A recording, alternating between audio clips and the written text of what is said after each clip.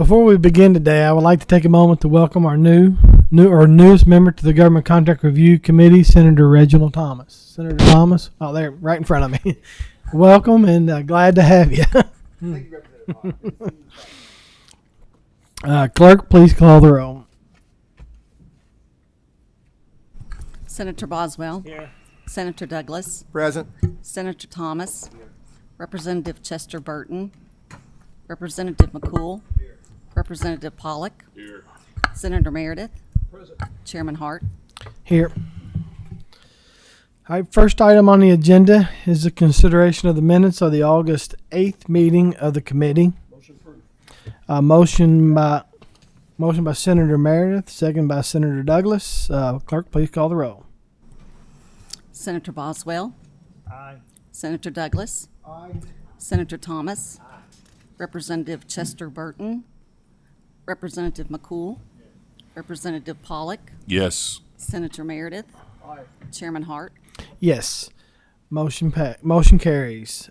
Total number of items on the agenda today equal 359 in the amount of 117 million $50,421.50. All vendors are registered with the Secretary of State's office. First, we will consider the deferred list.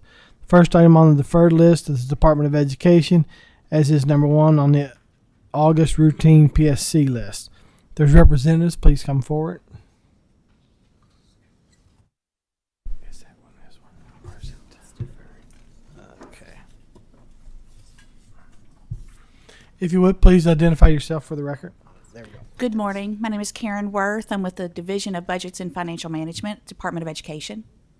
Good morning, Mickey Ray, Chief Academic Officer in the Office of Teaching and Learning at the Kentucky Department of Education. All right, thank you so much. I think Co-Chair Meredith has some questions. I think so on this one.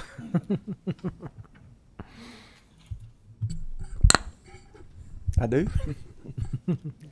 Well, obviously, this is a continuation of our conversation we had last month, and I think we kind of had a split decision as to whether we should approve this or disapprove it. So it was deferred. I think we wanted to gather some more information specific to the legislation that was passed that mandated this. And I don't know if any of our colleagues reached out to Senator Wise or not, since he's a co-sponsor of that bill. I understand that by the legislation that we're required to have some type of third-party review. I'm just not sure that this is the most efficient use of dollars. So again, I think that we have no recourse other than to approve the contract, but just like to register my concern again that that's a lot of money, $400,000, to ensure that other folks are doing their job. And I hope we can impress upon our committee members and you folks today that this is a very serious situation. I think we rely too much on the COVID as an excuse for our falling scores. You look particularly about reading, and our score has been falling since 2013. As I mentioned last month, I was quite concerned that the group that we had vested responsibility of giving us demonstrate best practices and training for reading and reading readiness were not doing the job, that it fell to our legislature, this committee, to terminate that contract, and that recommendation should have come from, I think, the Department of Education. But I'm not going to be too didactic about this morning. I'm going to make a motion to approve this contract, but that does not mean I embrace the concept. We have a lot of money that we've tied up into education. Is it everything that folks want it to be? Not by any means, but I think it's enough that we should be seeing results. If we don't get results, then there needs to be accountability. And again, I think that's what's lacking, not just from the Department of Education, but state government in total. There's no accountability.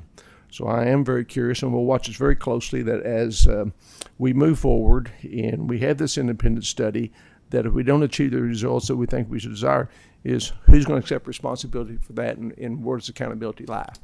So I guess, Mr. Chair, there's not a question as much as just commentary on the contract itself. But with that, unless any of the committee members have a comment or question, I'll make the recommendation to approve the agreement. I have a motion by Senator Meredith to approve the recommendation. Anybody else have any questions or comments? If not, do I have a second? Oh, go ahead. Go ahead, Senator Ball. No, you're gonna say you want to go ahead and vote without commenting from the presenters.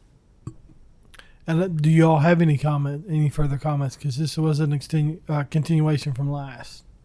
I don't believe so. No, sir, not at this time. Okay. Okay. Are you good? That's it. Second by Representative Pollock. Clerk, please call the roll.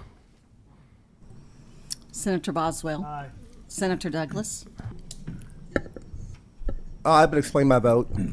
I also agree with Senator Meredith, and I do have a lot of concern in this area. We continually talk about how we don't put enough money into education, into the education space, and then we continually get a product that's failing. And I think if we, in our own homes, if we were buying products that continued to fail, I don't think we would continue to spend our money on those products. We might look for different products. And I think that's one of the things that the legislature needs to take a look at in terms of how we're distributing our money within the education system. But I thank you, ladies, for your presentation that you gave the last time. Thank you, Mr. Chairman. All right. Thank you so much. Senator Thomas. Representative Chester Burton. Yes. Representative McCool. Yes. Representative Pollock. Yes. Senator Meredith. Aye. Chairman Hart. Yes, motion carries. Please note the second contract on the deferred list will be canceled according to the Office of Educational Programs. Next order of business is consideration of the agenda, including the personal service contract list, PSC amendment list, memorandum of agreement list, memorandum of agreement amendment list, the Kentucky Entertainment Incentive Program agreement list, and the corrections list, except for those items selected for further review. Do we have a motion to consider the contracts reviewed without objection? Oh.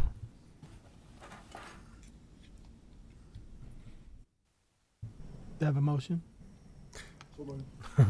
Motion by Senator Co-Chair Meredith. To have a second. Second by Representative Pollock. Clerk, please call the roll. Senator Boswell. Aye. Senator Douglas. Aye. Senator Thomas. Representative Chester Burton. Aye. Representative McCool. Yes. Representative Pollock. Yes. Senator Meredith. Chairman Hart. Yes, motion carries. The first item on the pool list is with Eastern Kentucky University and is item number 17 on the routine PSC green list. If the representatives are here, please come forward. Identify yourself for the record.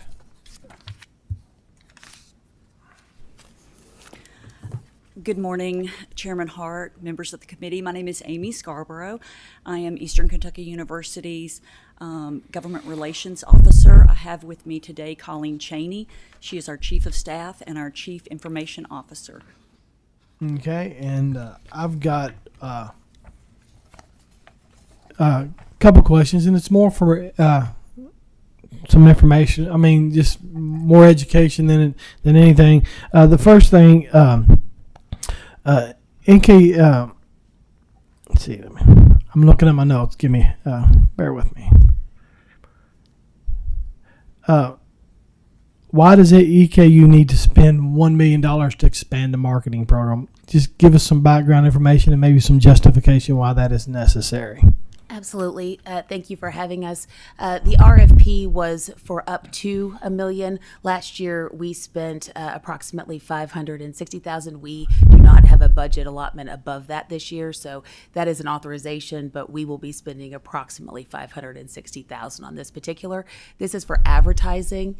Majority of those funds, 75% of those funds, will go directly for the ad buy, which is a bulk purchase buy. Okay, thank you. My other question is let's just assume for me that we all agree on the plan and the expenditure of a multi-million-dollar contract for marketing. My biggest question is, can you give me a little bit of insight of why a North Carolina company was picked?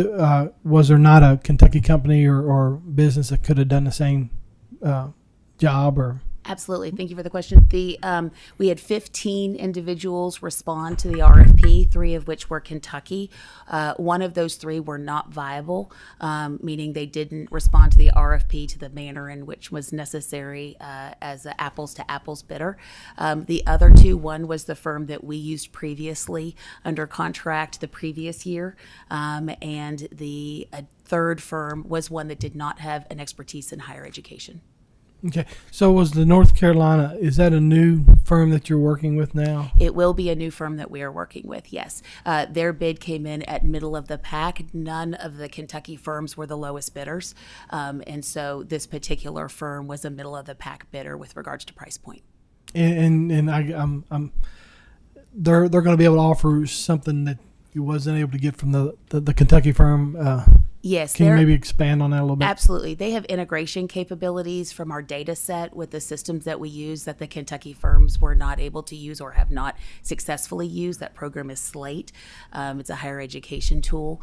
And so that and the ability to do a national buy at a level, especially for some of our niche programs in manufacturing, engineering, and aviation, fire science, those 3 are programs that Eastern Kentucky University only offers for the Commonwealth's education. And so a lot of our students in those places are from out of the state.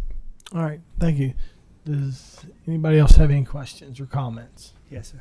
Go ahead, Senator Bosworth. Well, the only question I have is your last year's budget was 560. I'm having a little concern about how it could be pumped to why are we asking for $1 million? That's a lot of difference between 560,000 for It last year. is. If ever state agency, if everybody comes before us asks for almost 100% increase, we wouldn't be able to do it. And so it seems like it'd be more appropriate for that number to maybe be like a little inflation, 560 with some inflation. I appreciate that. That's something that we actually had a discussion on, about that we are working on with our procurement team about how that language is written in our procurement contracts. But we are not confident that the 560 is going to be the max, so we needed a little bit of cushion. We did not need it up to the $1 million, but that is something that in our future RFPs we'll be working on to address the not to exceed. Okay. Oh, Senator Thomas. Thank you, Representative Hart. Representative Hart, I will tell you, I am all for this contract. You know, even though I live in Lexington and UK's in my Senate district, I make it a point to go around to as many universities as possible because I'm a strong supporter of higher education. And I've been on Eastern's campus quite a bit in the last 6 months. And I will tell you, their enrollment is increasing. They mentioned that. Their enrollment is increasing significantly. Dr. McFadden is doing an excellent job of imprinting a new blueprint there on Eastern Kentucky University that's making their campus more attractive. And universities are not unlike any other major industry. They've got to market and promote themselves, Representative Hart, you know, in order to succeed, in order to attract students, in order to grow. And what this agency is going to do is really promote the signature programs at Eastern Kentucky University. We're going to promote manufacturing engineering, which is a top program at Eastern, aviation, which we know is a major industry here in our Commonwealth, and fire science. So I'm all supportive of this. They've indicated that the contract's not going to reach $1 million, but they want to give themselves some flexibility, which I think any good business wants to do. When they budget, they want to give themselves some flexibility, so they're not constrained as they move forward. So this contract makes a lot of sense to me. I'm all for it, and I'm going to support it. Okay. Do we have a motion to consider the contract review without objection? So moved. Second. See who. Senator or Co-Chair Meredith made the motion, and Representative. I'll second. Representative Chester Burton seconded. All those in favor vote aye. All those opposed vote nay. Clerk, please call the roll. Senator Boswell. No. Senator Douglas. Aye. Senator Thomas. Representative Chester Burton. Yes. Representative McCool. Yes. Representative Pollock. Yes. Senator Meredith. No. Chairman Hart. Yes. contract moves forward without objection. Thank you. Thank you. Thank you so much. Next item on the pool list are with Kentucky Public Service Commission on our numbers 34 and 35 on the routine PSC green list. If the representatives are here, please come forward and identify yourself for the record. Good morning. My name is Linda Bridwell. I'm the Executive Director at the Kentucky Public Service Commission. All right. Co-chair Meredith and myself, we do have some questions. Co-chair Meredith. Thank you, Co-Chair Hart, and thank you for being with us this morning. I certainly understand the need for this service, as you referenced Senate Bill 192. My question is more on the line on the process itself. And I was ready to pass on this one until I was reviewing the letter. And on the second page of justification for a higher fee in this particular firm, I'll read it directly. It says, furthermore, few, if any, attorneys in Kentucky have the required experience and expertise to support this unique review and counsel of the commission. Anytime we send money out of the state, which Co-Chair Hart's already made reference to, it's a concern to us, but this is a $1.3 million contract. But what caught my attention again, it says few, if any, attorneys in Kentucky. Well, if we have an RFP process, which is it? Are there few or is it none? How many firms responded to the RFP, and did any Kentucky firm respond? We had 5 firms respond, and none of them were from Kentucky. If I can give you just a little detail, this is a niche market. Unfortunately, there's only about half the states that authorize securitization bonds, and at this point, most of what we received were either out we or New York. It's very specialized, and with the dollars that are included here, we feel like it's important to have the best or the people most qualified to make sure that Eastern Kentucky ratepayers are getting the absolute best deal on these securitization bonds that we can. Oh, we certainly support that as well. I just wanted to make sure that due diligence is followed, and we are actually have a very vibrant RFP process, and we are actively soliciting other groups to do this. But you said there were 5 firms that responded? Yes. And they were either California or New York? Yes, sir. All right. Thank you. My first question, you've kind of answered, but my overall concern is I find it alarming or concerning that we're hiring out-of-state companies, in this case New Yorkers, to interpret new Kentucky law. And I'm kind of alluding to what Senator Meredith's question about Kentucky firms. I realize this is a specialized niche, but we don't have anybody in this state that would be qualified, or did they just not apply? Or Well, and I'm hesitant since no one applied to say there's no one in the state. There are certainly qualified bond counsels and CPAs in the state of Kentucky. Again, the process of the securitization bonds is very niche market, and the utility is the one who's issuing the bonds, but the savings are being driven to the ratepayers. And so our role as the Public Service Commission is we want to find the expertise that is driving the most savings for those customers, and these are the most qualified folks for giving us those advice. They had multiple state commissions that they had advised on securitization bonds, and when we checked the references, they were impressive. The commissions felt like they had made sure to drive 10 basis points more, 20 basis points more on the bonds that they were overseeing. all right, thank you. Do you have a question, Senator Boswell? Yeah, I just following up on your comments and the other comments that were made. Can you imagine the legislatures in New York and California meeting today and making a decision about this same process and selecting an attorney, a law firm from the state of Kentucky? I don't think so. So I think we just need to continue to, even sometimes maybe we need to change our process so we can maybe seek out counsel from Kentucky. I appreciate the comments, and I will say the RFP process that we went through. These are not lump sum contracts. Again, because this is a new law and a new process for us, we made sure that we issued a scope of work, that the hourly rates are listed. We understand that even though this is not affecting the general fund, that every single one of these dollars will flow back to the ratepayers as costs. And our team and the commissioners are aware of the cost of the contract, and it's our intention to engage them with their expertise, but to keep these costs as minimal as we can. Okay. Senator Douglas. Thank you, Mr. Co-Chair. My question's pretty short. I often hear the word the best, and I'm not quite sure that I've heard anyone define when they talk about this is the best company. Could you help us out sitting up here what that means? The best. Is it the most experienced? Is it the most comfortable? I'm not sure what that means. Okay, let me see if because I was actually part of the selection committee. We did go through the RFP process as prescribed by the Finance Cabinet and the selection proposal, and I wanted to make sure that the decisions were being made because we did realize that this was likely to be a large contract.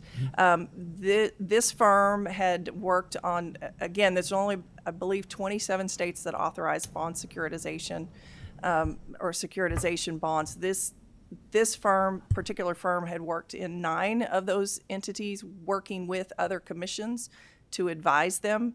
The next most qualified one that we had seen only had 3 commissions that they had worked with.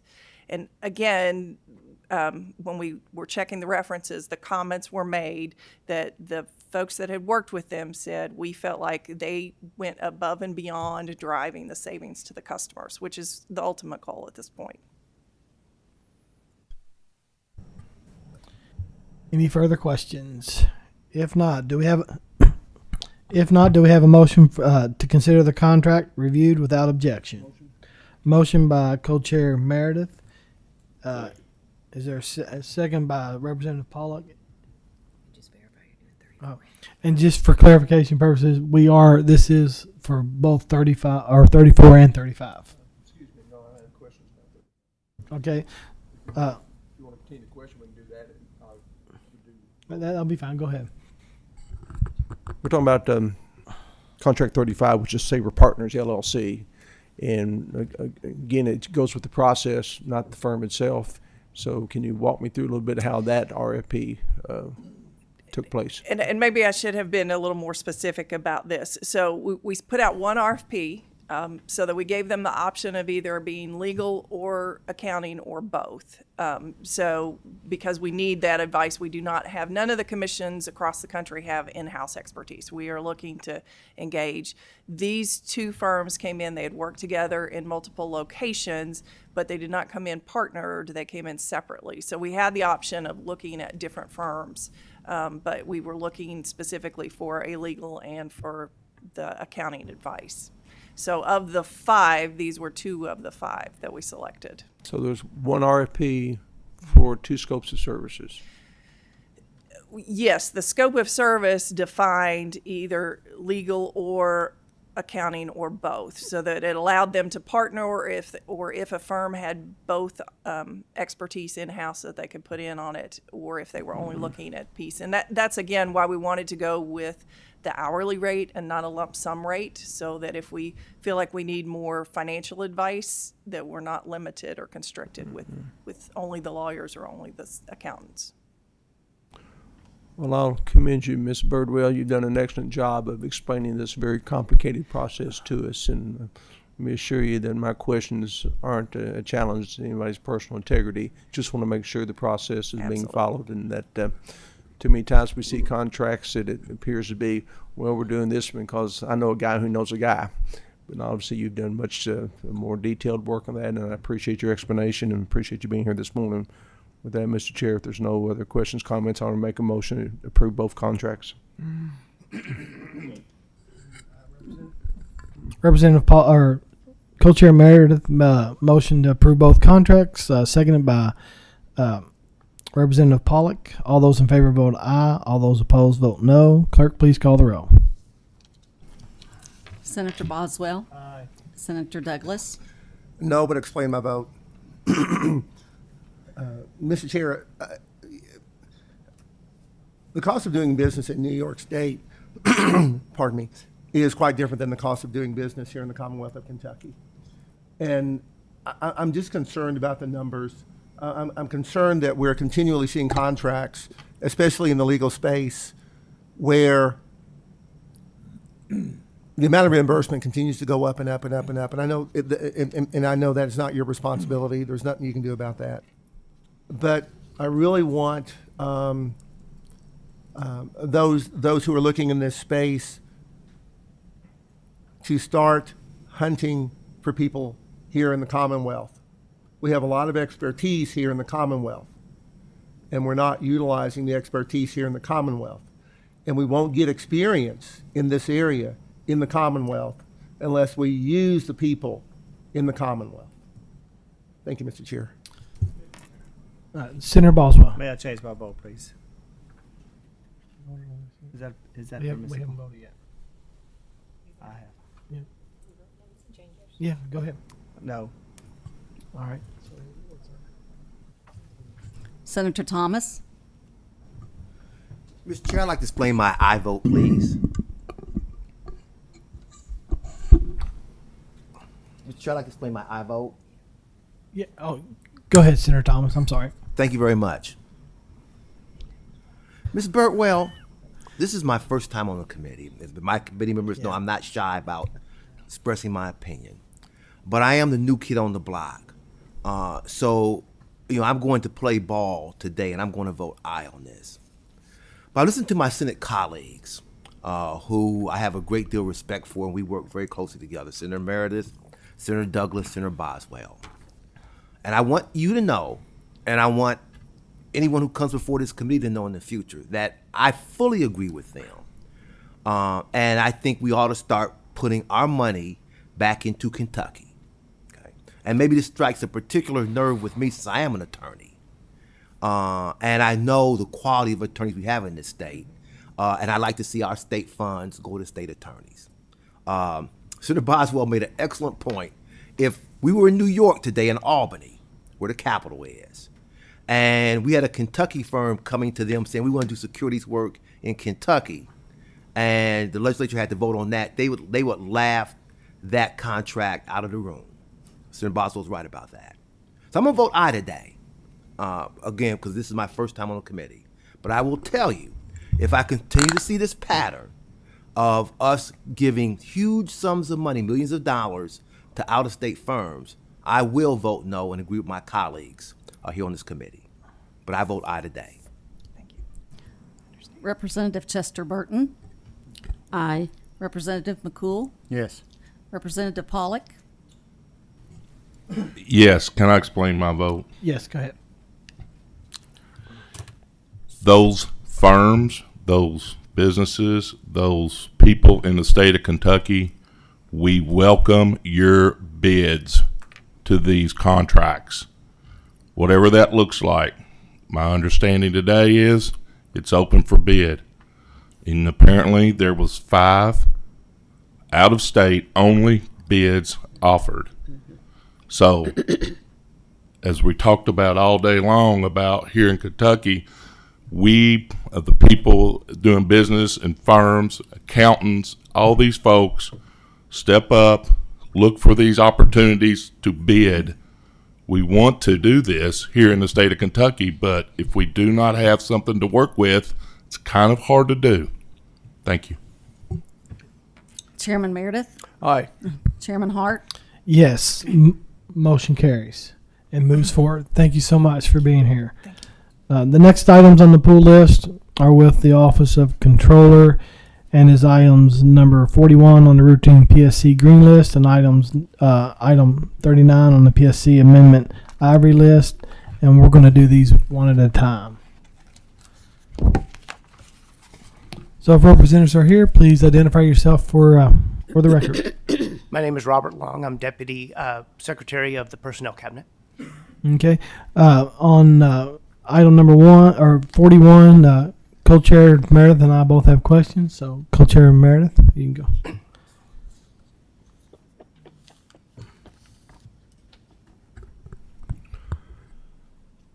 I don't know if I guess it's a question and a comment. I know you have appeared before our committee before, and I think you know our aversion to contracts from California. Yes, sir. And I think for Senator Thomas's benefit that you may recall back in, I think it's 2019, the state of California, in protest of legislation we passed in 2018, the Attorney General convinced the legislature that they should boycott Kentucky and not allow any state employees to travel to Kentucky for business purposes. So in effect, I think it's California imperialism trying to impart their values upon Kentucky. So we've taken exception to any contract that is from California. The other question I have, though, since this is specific to human resources consulting, is why this is the Office of Controller rather than the Personnel Cabinet itself. So the Office of Controller and Finance Cabinet issued this because it's a statewide contract that can be used by all executive branch agencies. Assuming the executive branch agencies do exercise these and use these vendors and do it successfully, we envision this contract could also be made available to AOC and to the legislature for recruiting and marketing needs. Because it was designed as a statewide a government contract, it has to be issued through the Office of the Controller at the Finance Cabinet. But the Personnel Cabinet, it was the impetus or the ask to have this contract or the RFP issued, and we will be monitoring the use of the contract. Why this particular firm? There were 10 bids submitted in a competitive RFP. 2 firms were deemed unresponsive, so 8 were scored, and then 2 contracts were awarded.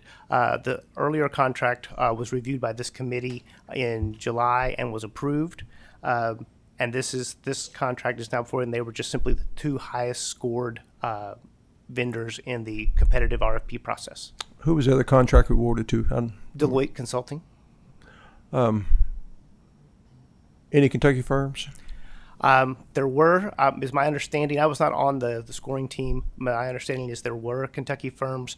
I cannot say whether or not they were deemed responsive or not, or whether they were just simply didn't score as well. I'm not sure with that. Well, I remember a couple of years ago we had a contract that a little bit contentious, and when I asked if they were the low bid, at first I was told yes, they were, but then the answer was, well, no, they had the best bid. And so, well, what's the best bid? Again, it's according to the scoring guidelines, and I think for this particular group, there was a lot of flexibility as what those scoring guidelines were. So I'd just like some assurances. Was just the lowest bid, the best bid, or both? I'm not sure about when it comes to cost, because the way this thing is structured, the vendors have services that are going to be made available, and they have a kind of a price sheet.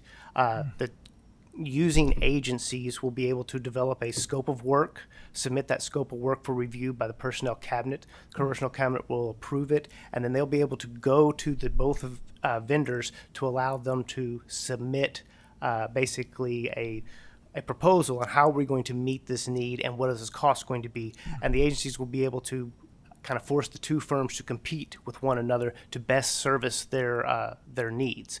So ultimately, I think these 2 firms that were picked were the best combination of rates, of experience, of skills in this area, and were ultimately the best scored.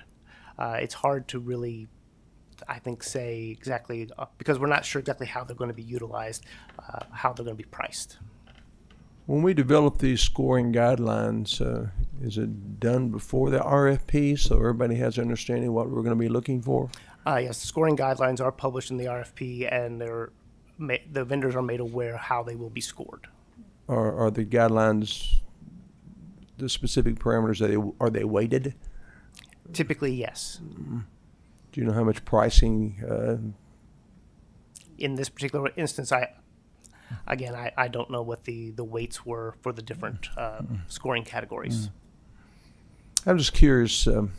Let's put you on the spot a little bit, but this version that I had, the California contracts, is not new. It's going on for 3 or 4 years now. And again, I don't know how else we protect the sovereignty of this state unless we take a stand against places like California who say, we're going to protest legislation that you pass, even though it doesn't affect us whatsoever. Is there any sensitivity within the respective cabinets that we're being boycotted? Well, I mean, I can't speak for all the agencies, but I can say that we do understand the committee's concerns. The reality is we follow the Model Procurement Code, and we place a competitive RFP out there, and there is no statutory authority to allow us to discriminate on the basis of geography, and so we're just following the competitive process in order to fulfill these contracts. No, but we have a Democrat governor whose counterpart is a Democrat in California. Has there never been any discussion between those two as to how this impacts Kentucky, and how might we develop a symbiotic relationship by not taking this kind of action? Unfortunately, I'm not privy to any of whether or not any conversations have gone on. All right. Thank you, Mr. Chair. That's all I have. Thank you. And Senator Ballo, go ahead. Being relatively new to this committee, this question is not specifically directed to you, but it's a general question. So, following up on Senator Meredith's question, what the word I'm trying to use here?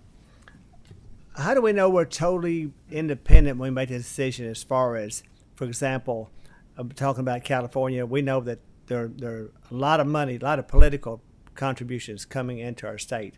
When you guys make these final decisions about who's going to get these contracts, is there any consideration? Is anyone checking to see if there's any conflict of interest as far as any political monies coming into the state for either party? Senator Boswell, thank you for the question. But yes, every vendor has to file with their bid proposal an affidavit demonstrating that there are no conflicts of interest, and there are checks that go on to help ensure that. And to my knowledge, there are no conflicts. Thank you, sir. Thank you so much. Like Senator Meredith, I've been on the committee for a while now, and I'm a little discouraged because it sometimes seems like this is the only committee that raises questions about California contracts. And my sole issue, or my primary issue, is the fact when a sovereign state takes action against another sovereign state, in this case Kentucky, it's impingent upon the General Assembly. If the executive branch is going to ignore negative action taken against this state, then it's impingent on us to question and try to rectify that wrong. Regardless of party, I feel like our executive branch should have made some type of commitment or executive order or something to say, well, if the state of California chooses not to do business with our companies, then we choose not to do business with them. And I understand in your all's positions, you can't discriminate against state lines and geography and that kind of stuff. And so I understand that you're sending out the RFPs and you're getting your bids and you're doing your due diligence when you decide who gets a contract. But I just wish we as a state, and it's all the legislature, both judicial, executive branch, if we would look at what other states are doing to us, and if we would be more forceful and be more protective of our state if all branches of government acted as one.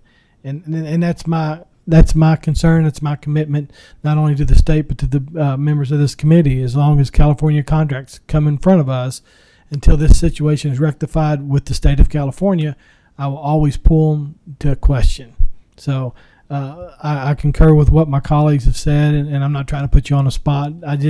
You just happen to have the California contract today, so. I understand. Thank you. Okay, and Senator Douglas. Thank you, Mr. Co-Chair. A brief comment and then a question. A comment was made that this seems to be a concern of the committee. And with all due respect, I want you to know this doesn't affect the committee one way or the other. When this is over, we'll go about and do the things that we do as legislators. The reason we're expressing concern is that it affects the Commonwealth of Kentucky. It affects the economy of the Commonwealth of Kentucky. That's our charge. That is what we do here. So I just want to make sure the record is clear that this is not personal. The second thing I want to make sure that we understand that is that this is not partisan. We are doing our job as legislators in the General Assembly to protect the Commonwealth of Kentucky, the people of the Commonwealth of Kentucky, from those who would do harm or otherwise not benefit our economy. So this is not a partisan, these aren't partisan comments that we're making. These are bipartisan comments, and I hope that people understand that. My question is, has there been any efforts by the executive branch to protect the people of the Commonwealth in these situations where we have states that are boycotting us? Has the executive branch done anything in that particular space that you know of? I'm not aware of specifically what the executive branch has done. I believe the administration does its best to protect the Commonwealth every day, but I cannot speak specifically to the situation. Thank you very much. Thank you, Mr. Co-Chair. Any other questions? Oh, Senator Thomas. Thank you, Mr. Chair. Look, I understand that this is a political environment and that politics permeates everything we do. I get that. However, my preference for Kentucky companies, has nothing to do with partisanship or who the governor of a state is or what their General Assembly looks like. You indicated that when a person makes a bid, they sign an affidavit that there's a conflict of interest. I take that. So I don't get into those suppositions or concerns or rumors of all of that. And so I trust that all contracts come here with the understanding that the people who's presenting them feel like that's the best deal for the company. I made my point clear. I do prefer Kentucky companies, and I'm going to always push for that. But to say that politics plays a role in every contract that we have, or we got to look at look under the table to see that something sneaky's not being done. I just am trying to remove myself from that as much as possible and just look at the merits of the contract on itself.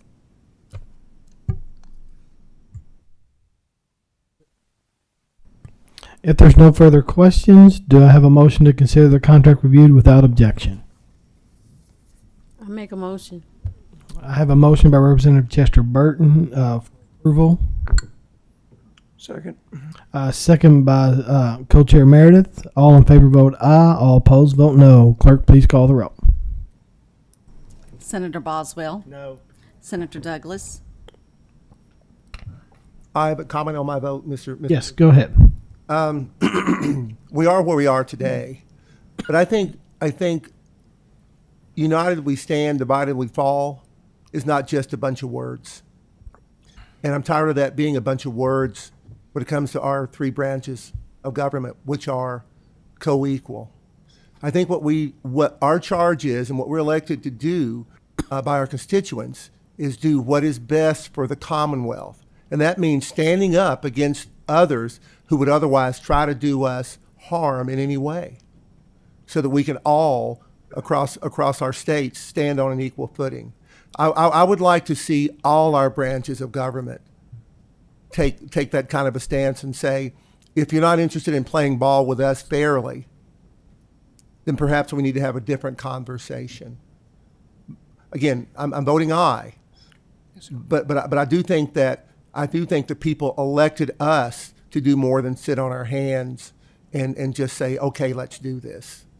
Thank you, Mr. Co-Chair. Thank you. Senator Thomas. Aye. Representative Chester Burton. Yes. Representative McCool. No. Representative Pollock. Yes. Chairman Meredith. Split my vote, Mr. Chair. Yes, go ahead. I vote no, principally because if good men and women stand by to do nothing, then evil will always prevail. And I think for a state that wants to protest legislation that does not impact them whatsoever is evil. And I don't think we need to reward bad behavior. And that's exactly what we do. I don't know how else to send the message back to California that this is not acceptable. And since they have set this precedent, what other legislation will we pass in the future that they may not like, that they'll take additional actions against our state? I think this can be very easily resolved if governors will speak to governors and say this is not appropriate. So again, my vote is no. Chairman Hart. No.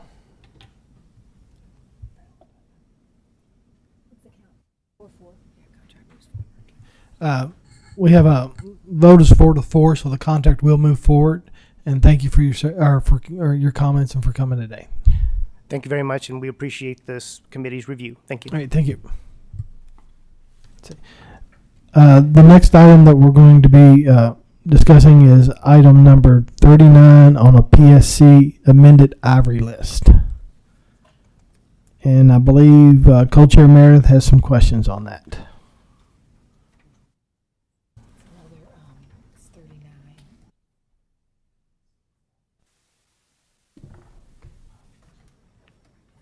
Good morning, I'm Stephanie.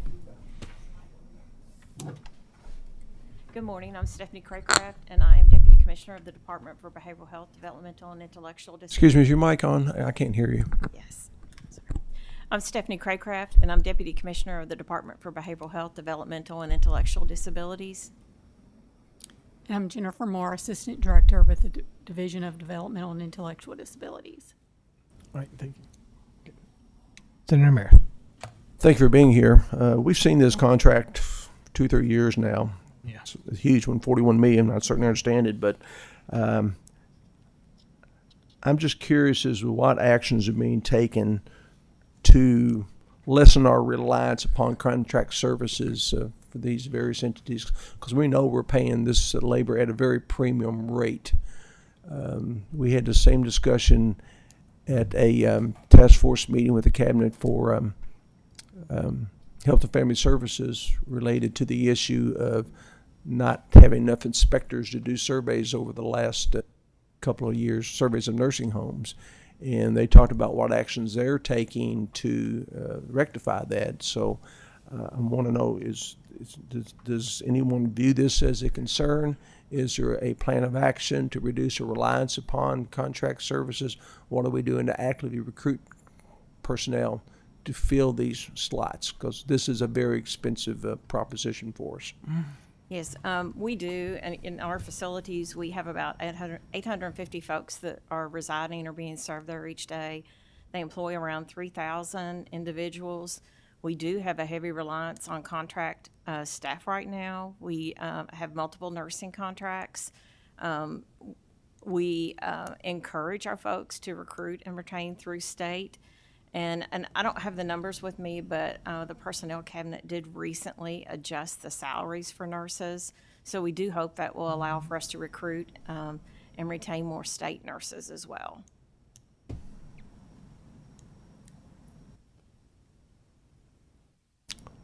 Well, I guess, Mr. Chair, what I'm looking at, I'm not sure these folks are the ones to answer the question, Dave, but why our Personnel Cabinet isn't more aggressive in their recruiting efforts, and they may be. I'm just not aware of them. Yes. I don't hear about it, but again, this contract's been around for some time, and it's very Yes, it has been. expensive. And I know we're competing with every other healthcare provider in the world for the same talent pool, but I would Yes. hope we have some kind of plan in place to aggressively rectify this. And I would say historically, the nursing salaries for the state government were not competitive. But with the adjustments that were recently made, they are more competitive. It will allow for us to recruit and retain more additional state staff. It's just one of those contracts that it's $41 million not to exceed.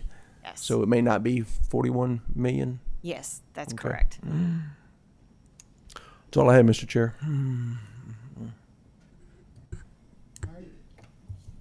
If there's no other questions, do I have a motion to consider the contract review without objection? So moved.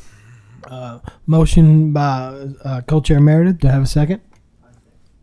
Second by Senator Thomas. All in favor vote aye. All opposed vote no. Clerk, please call the roll. Senator Boswell. Aye. Senator Douglas. A quiet aye. Senator Thomas. Representative Chester Burton. Yes. Representative McCool. Yes. Representative Pollock. Yes. Senator Meredith. Aye. Chairman Hart. Yes. Contract moves forward. Thank you. The next items on the pool list are with Western Kentucky University and are items number 51, 52, and 53 on the routine PSC green list. If the representatives are here, please come forward and identify yourself for the record. Yes, hi, I am Tanya Basta, Dean of the College of Health and Human Services at Western Kentucky University, and I'll be answering questions today on behalf of this contract. All right, great to have you. Co-Chair Meredith has questions, I believe, on all three contracts. Well, in 51, it's not a question. It's a statement. It pretty much follows the same lines as we talked earlier. It's a California contract, and I can't support it. So that's all I have related to that contract, Mr. Chair. Okay. Do you want to? Let's go ahead and do these separate since we'll take them one at a time. So if there's no other questions or comments on number 51, do I have a motion for approval for the contract without objection? Mr. Chair, if I could, let me ask a couple of questions. All right, go right ahead. 330 million people in this country. Only person that can fill this role is someone from California. Is that correct? Yes, so this individual, I have a professional working relationship with for the past 20 years. He actually works for Ohio University in Athens, Ohio, in Appalachian, Ohio, but is located physically in California. But I've worked with him at Indiana University and Ohio University, both on CEIF accreditation processes, of which we had successful outcomes. And we lost our most senior MPH faculty member, retired suddenly in August. And we're going through our accreditation this year. And so she had the most experience of our team. And so this person has helped us so far this year get back in compliance with our accrediting body. And as we move through our accreditation processes, is going to be very helpful in this next year, getting us through accreditation. So there was not an RFP for this contract? No. There was or there was not? It was a short timeline with the person leaving suddenly and needing to make sure that our accreditation, our self-study is actually due next month. So so it was a timeline issue. That's a no. There was not an RFP. Looking for some affirmation here. That's a no. There was not an RFP for this contract. I believe that's correct. Yes.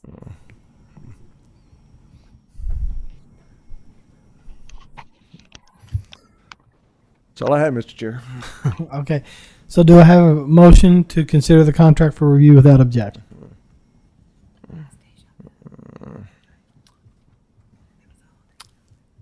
If not, do I have a motion for disapproval of the contract?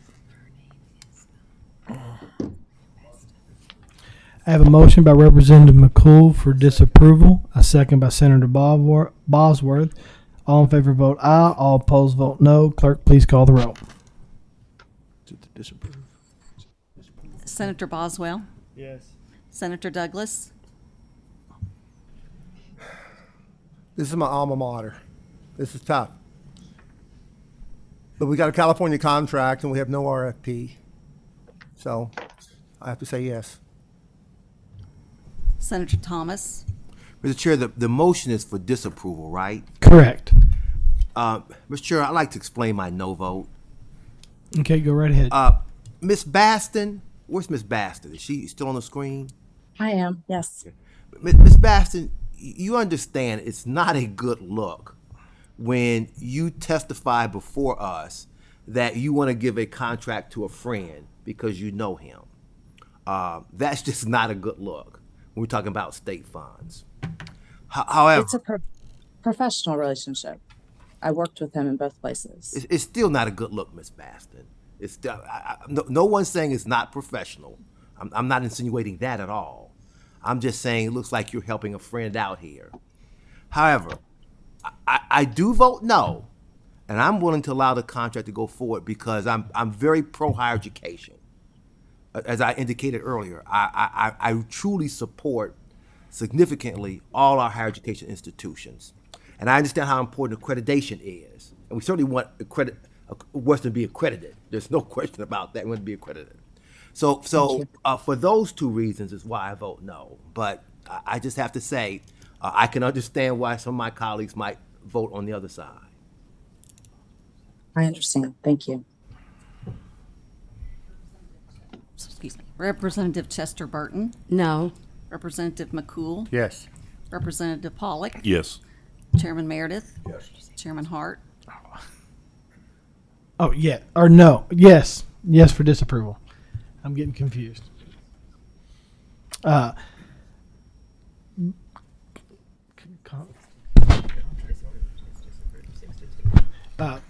Contract is disapproved 6-2. Therefore, it'll be referred to the finance cabinet. And President. Oh, and President Westerfield. Yes. Excuse me. Let me restate that. So contract has been disapproved. It will move forward to the finance cabinet and the president of Western Kentucky University. Thank you for appearing today. The next contract on the list is item number 52. And Senator Meredith, I think you have some questions. I do. It's one of those that's hourly rate exceeds our state amount. And looking at the letter of explanation, what caught my attention was first, this firm does a lot of business with the Commonwealth. And they get a lot of contracts for legal services, and more often than not, they are above the hourly rate. But in the letter of explanation, it says that Dinsmore represents University of Louisville in the same or substantially similar litigation. They also represent Eastern Kentucky University, Northern Kentucky University, and Murray to address a specific issue, and the issue being that it's it's a defense of a class action lawsuit dealing with COVID and students not thinking they got their fair share of education for the dollars expended. So I guess the question I have is, if this is a class action and Western's joining all these other universities, shouldn't there be some economy of scale involved with this litigation? I would think that there's a lot of commonality to this, so that the mere fact that they're joining universities who are already engaged in this litigation, a lot of the groundwork has been done. Does that really necessitate a rate that's above the state average? I think there should be some price concession here. Did anyone ask for any price concession? May I address the LRC, please? Yes, you may. Yes, Andrea Anderson, General Counsel at Western Kentucky University. The reason that the university selected Dinsmore is because we were able to negotiate the rate to $200 an hour. Their rate is normally in excess of $300 an hour. So they are providing benefit to the university through this fiscal, but representing multiple entities are able to give us a better price per hour.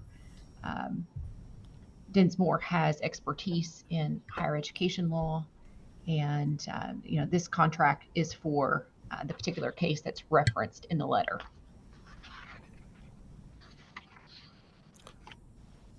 On this particular contract, was there an RFP for this as well? No.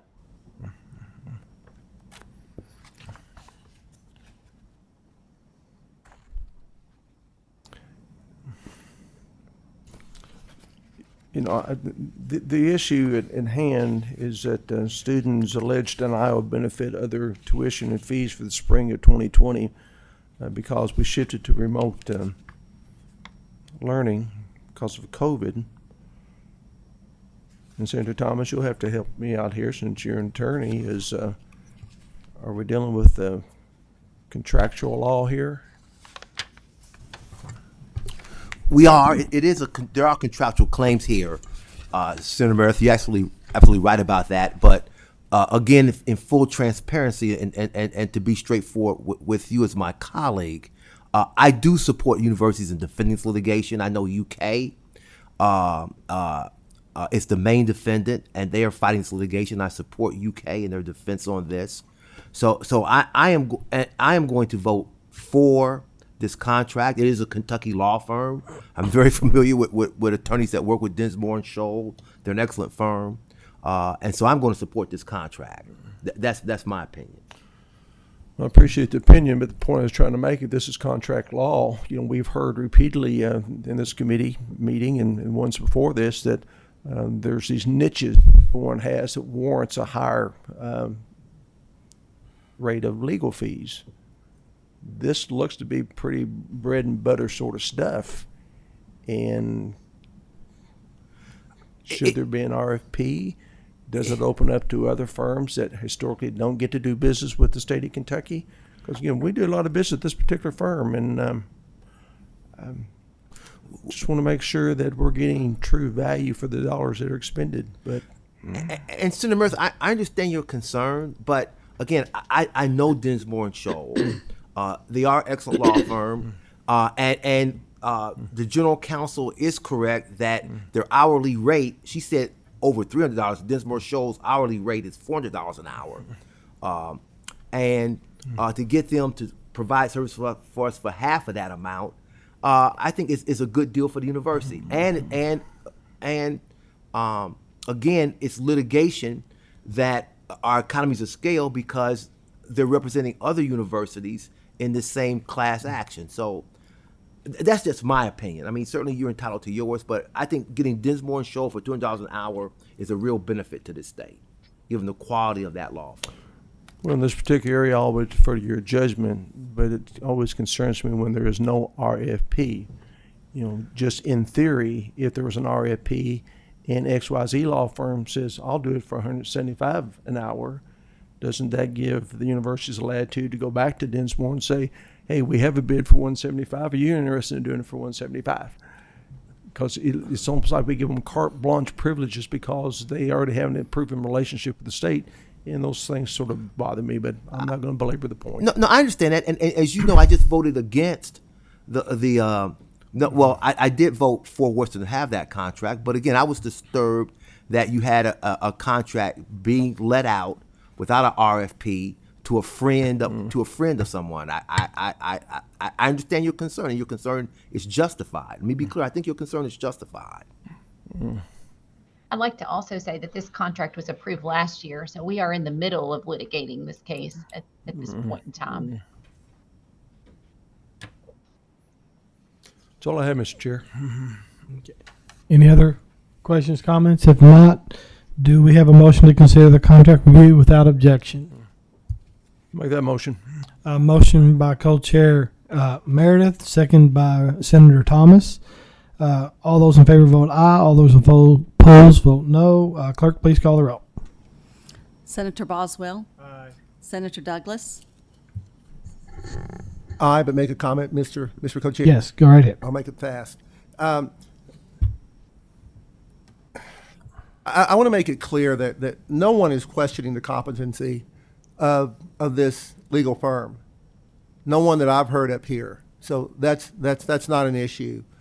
And in fact, no one is questioning whether the members of this committee support higher education, and no one is questioning the level at which we wish to support higher education. Any inferences to that should be dispelled. I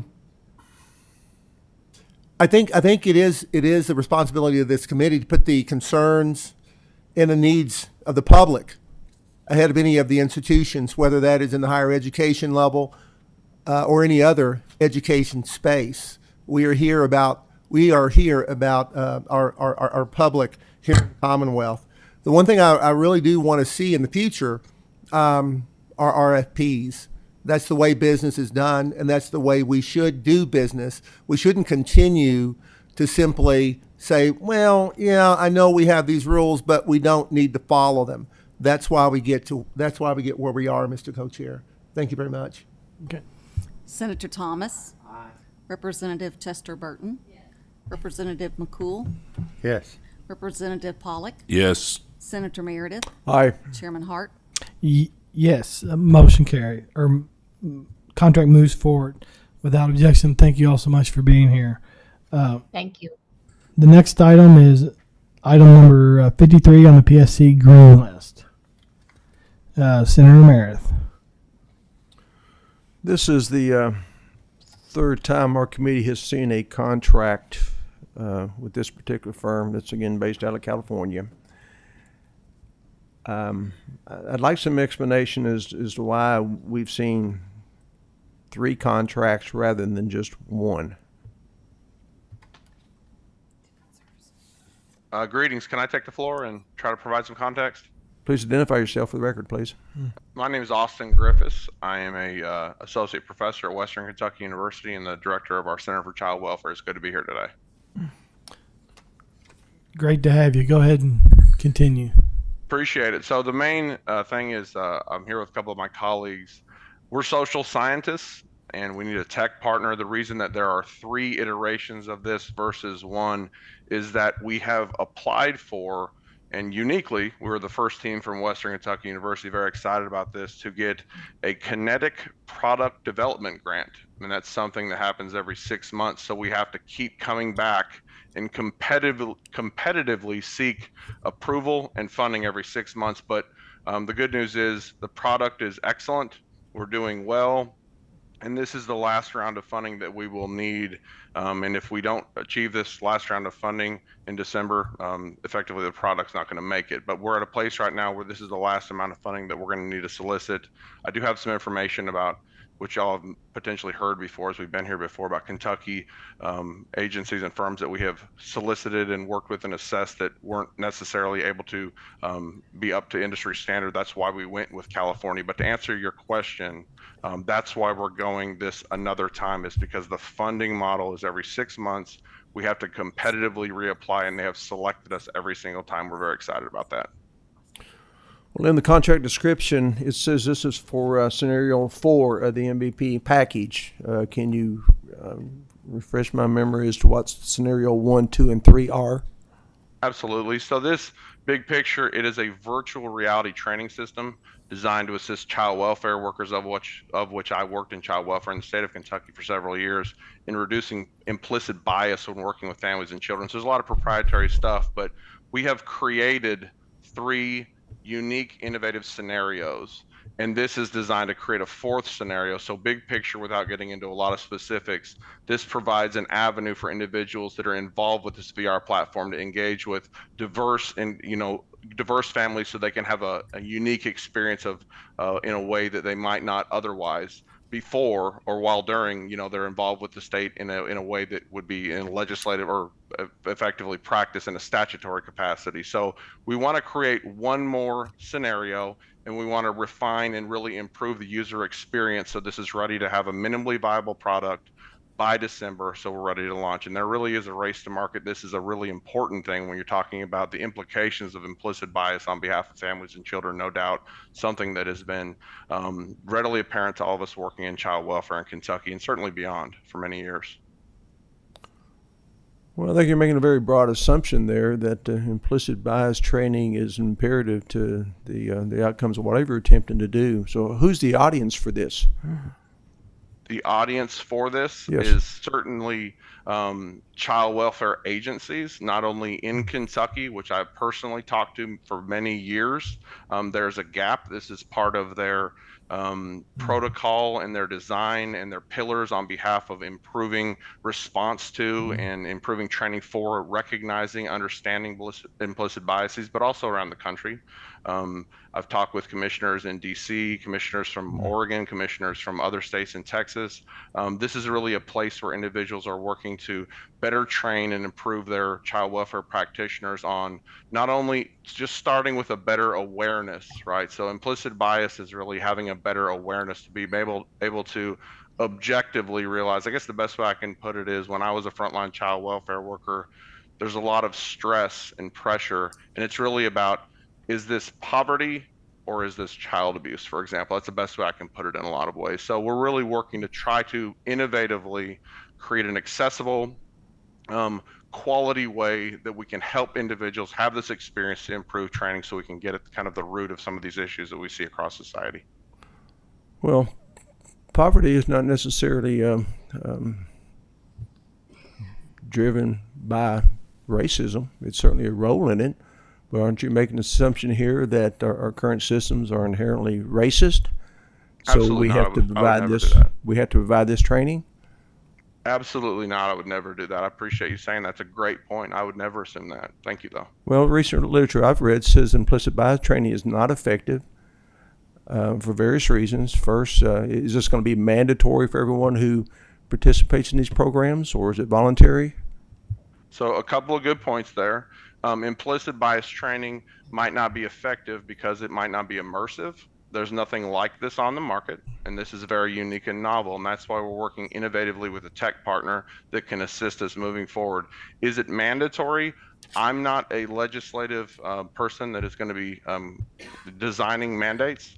I'm a former child welfare worker that knows from the front lines, from being involved with people's houses and working to try to engage with individuals and families, I needed assistance. I needed help, and it was very difficult to engage families and children when I felt like I wasn't prepared.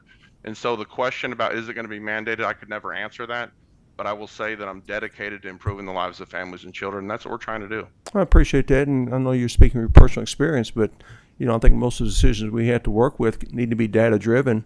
Where's the data that suggests that we need this training? So there's plenty of data that shows the implications of negative outcomes for disproportionality. Well, but that's not what I'm asking, though. I'm asking, where's the data that said that we need this product? There is plenty of data that shows that child welfare workers and agencies are showing that they need their workers, and other individuals are calling for a need for implicit bias training. To say that I can out here posit that this training is effective yet, we're building the product. We have a plan in place on how we're going to evaluate it, and that's exactly what we intend to do. So I could never say that this product is effective yet because it's not even in full design yet. So how's it going to be evaluated? We are working on a multifaceted evaluation process. It's going to have subjective and objective measures. We're working with our team right now to create not only instrument design, but also self-reflective design. And also, I've worked with child welfare workers in Kentucky, and I'm particularly interested, to be honest with you, about biometric feedback, about things that are working with medical professionals, that looking at kind of the physiological measures involved with working with new families and clients when you're the sensory involvement, really advanced next level stuff. And I think that's kind of the next phase too. So not only subjective, but objective, and also including physiological measures of when you get involved with families and you maybe are in the middle of making decisions when time is tight and you're very nervous. But again, there are a lot of different avenues that we're taking, and we're diligently working on this right now. Well, I appreciate that, but I'm not sure how race always factors into this, because with implicit bias training, we're making the assumption that everyone is inherently racist, and I'm not sure that I can agree with that concept. We all have our differences. Austin, if I may, thank you. Kimberly, if you want to go ahead. Senator, thank you so much for the questions. This grant in particular is for commercialization. So every 6 months, we have to go in front of external review board made up of expertise across the country, and we have to present our proposal. We are proud to say that among all the regional universities, we were selected, and we are probably the second to go through the iteration and get this funding. And talking about implicit bias is broader than race. We're talking about issues of economic and social factors, which we all, as a frontline worker, as a therapist, I always tell my students that, for example, because where I was born and I come into the classroom to teach them, I have to be conscious of something that I may not think about. Example, how I was grading back from Africa, I cannot bring that in here, but that awareness is important. Now, this gives the students an opportunity, or the trainers, whoever is going to be, an opportunity to assess and evaluate and become aware so that they can be effective. And fortunately, NIH has approved this funding for us because they see the light in this, and it's going to be applied. It's a product. I want to mention that. And the purpose is to commercialize it. So it's not going to be Kentucky-based. It's going to be a national product that's going to bring money to our Commonwealth, because we're doing it here at Western Kentucky, and that's where we are. I think Dr. Kimberly has hand up. Hi, if I may, my name is Dr. Kimberly Green. I am the Department Chair for Communication Sciences and Disorders at Western Kentucky University. I do want to also emphasize that this is the last iteration of the Kentucky commercialization grant that we have applied for and have been approved for through NIH in the state of in Kentucky. So not being able to receive this funding will put us in a position where we're not ready to move the product to viability, and that would kind of almost negate, the funds that we've received thus far, in having to seek it elsewhere. We have used this company for the last 3 iterations of our product development. And one of the reasons is because we actually initially began with a Kentucky-based, WKU actually based entity. Unfortunately, they were not able to execute and provide the deliverables we needed in the very compressed time frame. As my colleagues mentioned, we have a 6-month turnaround between each of the grants. So it's a really unique type of funding source we have. It's not a long-term grant funding source. So each 6 months, we have to be able to quickly, effectively, and accurately deliver each product. We did talk with other companies across the state of Kentucky, including in Somerset, University of Kentucky, and other entities. And unfortunately, they were not able to provide us with the deliverables we needed to be met under the criteria of the grants we received and the quality of the technology we needed. And they expressed that themselves. And what they were able to deliver was significantly more expensive than what we had the opportunity to connect with our colleagues in California. We did not know them in advance of working with them. In fact, they one of the ways we found them was through our work with the Kentucky Commercialization Ventures. We work extremely closely and have since the inception of this project with Kentucky Commercialization Ventures, and also work quite closely with our colleagues and mentors at the University of Kentucky and the University of Louisville for commercialization. And in partnership with them, they also helped us to connect with a partner that would be able to provide us the deliverables in the time we needed it, and within the price point we needed it, and the quality of product. So when scenario 4 is completed, Western Kentucky University will have a product that they can sell, the open market, creates a revenue stream for Western Kentucky University, and it'll be marketed right now. It'll be marketed as an implicit bias training product. Is that correct? Right now, the product name, as we have it, is a virtual reality training system that explore unconscious biases in child welfare workers. And that's what we are. So we are now entering into the National ICORP project, and that's going to avail us to be able to look for funding when we succeed for a small business research funding, right? To set up, hopefully, if we get that funding, we will go through the phases in spinning off this into businesses as other product at Western Kentucky, like Dingo Size has done. So we have some mentors, and they are providing. We have industrial leaders through UK and Lovo, who are providing mentorship. We meet every week, and we talk about how to, because our work, as my colleague said, is to teach and do research, but this is a whole different process where we have industrial mentors that are keenly involved in this, from NIH, from NSF, National Science Foundation, from UK, USL program, and then launch it UK U of L program as well. So it's been a heavy load with our workload still intact. We still required to do what we need to do at the university level, but we are committed in bringing innovation to our state, and that's why we are here today.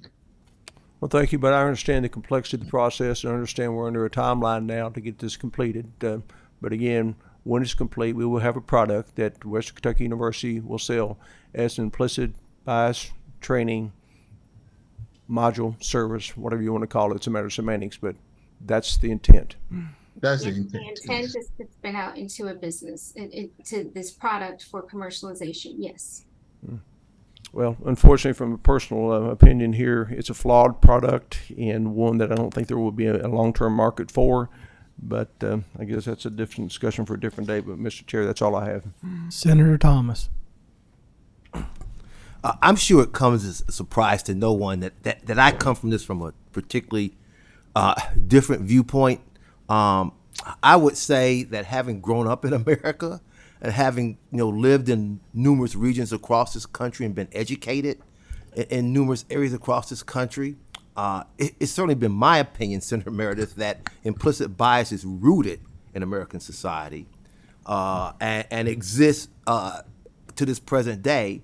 And all one has to do is go around and look at institutions across this country, and you'll see it very evident here in America that implicit bias does exist. So we will have different viewpoints on that particular issue. I will say this, Mr. Griffin and Dr. Green, my concern is different from that of Senator Meredith, and that is we're talking about a contract for implicit bias training. And I was sitting here thinking, as I was listening to Senator Meredith and thinking about the contract, that I can easily think of, and I'm sure Representative Chester Burton can say the same thing, 4 or 5, 6 different firms in the Lexington area, Metro Lexington area, in Louisville as well, that could easily and would easily greatly appreciate a $38,372 contract provide implicit bias training to Western. I mean, this is an area of a study that many Kentucky firms, social science firms, psychologists can provide now. So I'm amazed that you would go to California to get someone to do implicit bias training when there are, again, dozens here in Kentucky who could do that same type of training. Please explain that to me. If I Yes, may, Dr. Green, I want to thank hear from for you. your thank you for your comments. I want to be very specific in saying that this company in California, Launchbox is the name of the company, they are not providing the implicit bias training. That's our areas of expertise. We are providing the training. They are simply taking our information and designing the technology using virtual reality, a virtual reality platform, virtual reality software. We use Meta Oculus goggles for the user experience. They are simply taking the technology. So they in and of themselves are not implicit bias experts or unconscious bias experts. That's our wheelhouse as social scientists. However, they are technology experts. They develop virtual reality platforms for other companies across the country as well. They're a small startup themselves. So that's what they offer to the team. They do not in any way, shape, or form offer anything related to actual training in implicit bias. They follow our direction and work with us collaboratively to develop the technology.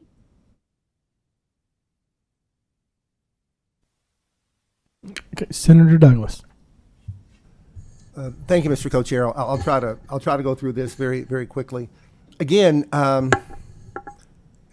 my concern is that we're still doing remedial work.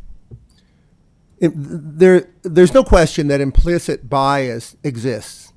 Doesn't matter whether you're in the United States, whether you're in France, whether you're in England, whether you're in Australia. The notion that implicit bias exists greater in the United States than it does in any country in the world is preposterous. And I'm going to say that again. The notion that implicit bias is greater in the United States than it is in any other country in the world is preposterous.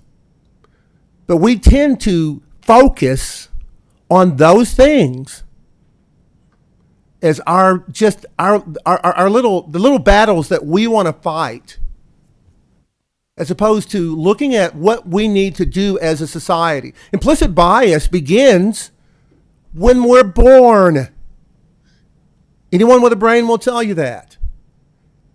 And so what happens is over time, those biases will either be rooted out or they become more ingrained. But that's a living thing. You know, we look at some of the child welfare agencies and we talk about the people who work in that space. We have bachelors of social work, masters of social work, doctorate of social work. You know, it seems to me that we are grabbing this dog way down the trail. These things are ingrained from youth. I would love for us, I mean, we've already put the money in this far, so I'm not even going to go down that road. But we're trying to get everything on the back end. And I would like to see us, as a society, not just as a legislature, but as a society, put more focus on the front end and put more focus on those who are creating it. Like Senator Thomas, I get it. I'm the 14th of 16. I'll say that over and over. I don't know of anyone who grew up more poor than I. I don't know anyone who has been called more names during my generation than I. But I sit here and I listen to this day after day after day after day. And I started asking myself the question, when are we going to pull up our pants and realize that we get to make some decisions in our lives? And as long as we as long as we keep hearing people say, you don't have control, you don't have any self-respect, you can't get out of this, it is someone else's fault. Those people in that situation are never going to learn, or we're never going to get those skills to say, I'm in control of what I do today. I am in control of how I react to what people say to us today. And it doesn't matter whether you're in the United States or Russia or Australia or any place else. So, you know, let's start talking about what we can do to help our society early in our lives so that we don't have to keep coming back in the end doing remedial work because we're not addressing the problem. And let's stop bashing something that occurs all over this world because it's just part of the human condition. Thank you, Mr. Chair. Any other comments? If not, do we have a motion to consider the contract review without objection? I second. I have a motion by Representative Chester Burton and second by Senator Thomas. All those in favor vote aye. All those opposed vote no. Clerk, please call the roll. Senator Boswell. Aye. Senator Douglas. Aye. Senator Thomas. I'm going to vote aye. Representative Chester Burton. Yes. Representative McCool. Yes. Representative Pollock. Yes. Senator Meredith, No. Chairman Hart. No. Contract moves forward without objection. Thank you all for appearing. Thank you for your time. Thank you. The next item on the list is with the Department of Highways, is number 22 on the PSC Amendment Ivory list. If representatives are here, please identify yourself for the record and come forward. Good morning, and thank you all for the opportunity to speak today. I am Eric Pelfrey, the Director of Professional Services for the Department of Highways. Okay. I have just two quick questions. In one part of the information submitted, it says we are increasing the design contract for a super street in Knox County at a cost of $1.274 million. And in another section, it says we are spending money in Boone County. Given the distance of like 175 miles between the two, can you maybe clarify? Is it? I'm assuming it's not both counties. Correct. I apologize. That was a typo on behalf of my administrative assistant, but you're correct. It is in Boone County, not in Knox County. Okay, and the design cost is the $1.274 million. What's the total project cost and the projected timeline for the job? It looks like the total, the initial contract was for $600,000 and change. The modification was for $1.1 million. So you're looking at the total there, the $1.7 million. And Okay. I apologize, I didn't introduce Amanda Desmond. She is our location engineer out of our highway design office. She's helping on more project details. Amanda, do you know the timeline of the final design and construction? That one's a little tough because we have just now secured our environmental document, and that's what we were waiting on before we were able to initiate this contract. And so now that we have that, we can go into the right-of-way phase and the utility phase. So those could actually take a couple years. According to the old 6-year plan, I was going to pull that up real quick. I do believe it had 2024, which is unrealistic on that timeline. So it'll be updated with our new 6-year plan that it is scheduled to be out next April. Okay, and could you define, not only for me but maybe for some of the other members, define what a super street is? Okay, a super street, you probably would think like, huge amounts of lanes. But what we're actually thinking with super street is actually not adding lanes, but actually making it better and removing some of the signals and making it more effective intersections. So I don't know if anybody's traveled down in Florida. They have a lot of restricted right turn lanes. And so those are basically where they take out the signal and you take a right at an intersection and then you take a left and make a U-turn. So it's actually where you're not stopping traffic all the time, and so you're increasing movement and increasing capacity without adding additional pavement. And so that's what we're doing on the 3.6 mile corridor that we're talking about here. All right, thank you so much. Is there any other questions? No problem. Comments? Senator Boswell. Yes, you indicated that this project's been delayed because possibly some environmental documents. Are those federal documents? I mean, for me personally, I am so sick and tired of hearing about environmental things that are causing all these delays. And if it's anything that has to do with the state of Kentucky, we've got to start addressing some of these unnecessary, what I would consider unnecessary environmental studies. Yeah, so this project was initiated with state dollars, but with the increasing amounts of the federal dollars being able to be grabbed by Kentucky and used as match, we completed an environmental document so we could grab those federal dollars in future phases. And so that was the holdup on that end. In order for us to consider any of our state dollars that we've already spent as match for those federal funds, that's what we had to do.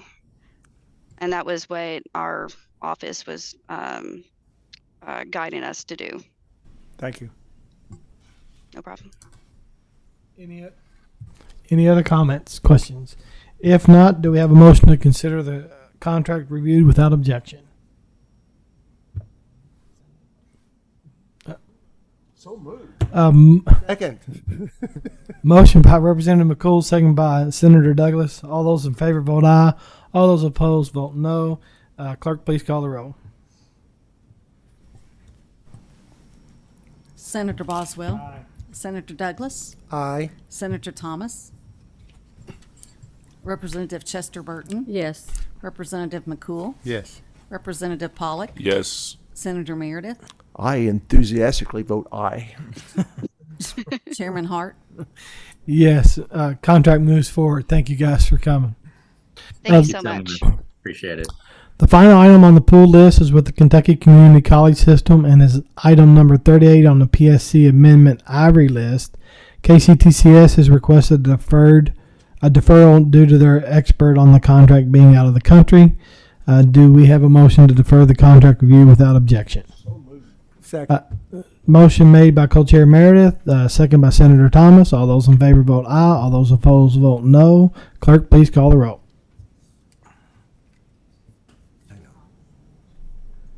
Did I say Thomas? I apologize. I meant Senator Douglas. Senator Hart, I am much more handsome than Senator Thomas. Well, he's not here to argue his position, so we'll take that up when he comes back. That's why I'm saying it. Senator Boswell. Aye. Senator Douglas. Aye. Senator Thomas. Representative Chester Burton. Representative McCool. Yes. Representative Pollock. Yes. Senator Meredith. Chairman Hart. Yes, deferral contract is deferred. Let's see, before adjournment, I just want to announce our next meeting will be October the 10th, 9 a.m. in this room, and hope everybody can come back. I think Senator Thomas is going to fall apart over there. He's laughing too hard. Is there any other comments by anybody on the committee? If not, I have a motion by Senator Boswell to adjourn. Do I have a second? Second. All right. All those in favor say aye. All those opposed say no. We are adjourned.